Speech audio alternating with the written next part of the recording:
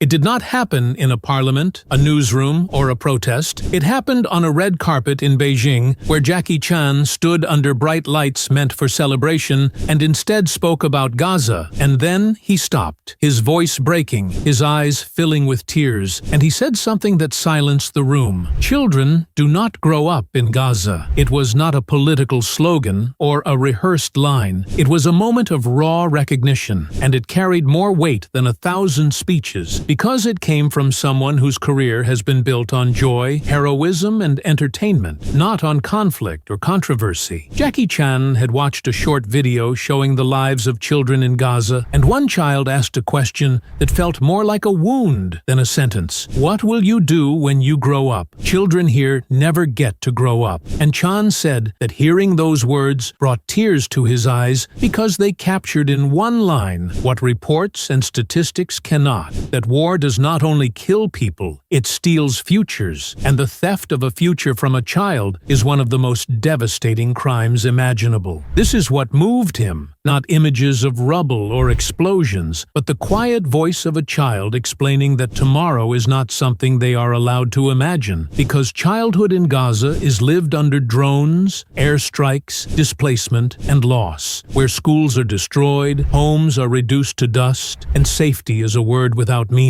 And children learn the sound of bombs before they learn how to read, and the language of fear before the language of dreams. When Jackie Chan spoke, he was not accusing or shouting or demanding, he was mourning. And that mourning carried a power that anger often does not, because it made people feel something rather than defend something, and in that moment, he was not a celebrity but a witness, reminding the world that behind every headline is a child who wants a normal life, who wants to go to school, who wants to play, who wants to grow old, and who is being denied all of that by a war they did not choose. This is why his words spread so quickly across social media and news platforms, because people recognized something true in them, something that is often buried beneath politics and arguments, that the suffering of Gaza's children is not abstract or distant. It is immediate and human, and it cannot be explained away by strategy or justified by security, because no child is a threat, no classroom is a battlefield, and no future deserves to be bombed. The world has grown used to seeing Gaza burn, to watching images of destruction scroll past screens, to reading numbers that represent the dead and wounded, and this repetition has created a dangerous numbness, a sense that this is normal, expected, unavoidable, and Jackie Chan's tears disrupted that numbness, reminding people that what is happening is not normal, not acceptable, and not something humanity should ever learn to tolerate. He did not speak about sides or politics, he spoke about children, and that is what made his words so powerful, because children belong to everyone, and their suffering is a mirror held up to the world's conscience, asking whether we are willing to live in a reality where some children are allowed futures and others are allowed only survival, where some are protected by law and others are abandoned by it. This is not only a story about Gaza or Jackie Chan, it is a story about whether empathy still has a place in global affairs, whether compassion can still break through indifference, and whether people are willing to stop scrolling, stop arguing, and start caring. Because once you truly see a child's pain, you cannot unsee it. And once you cannot unsee it, silence is no longer neutral. It becomes a choice. And Gaza's children are waiting to see what the world chooses.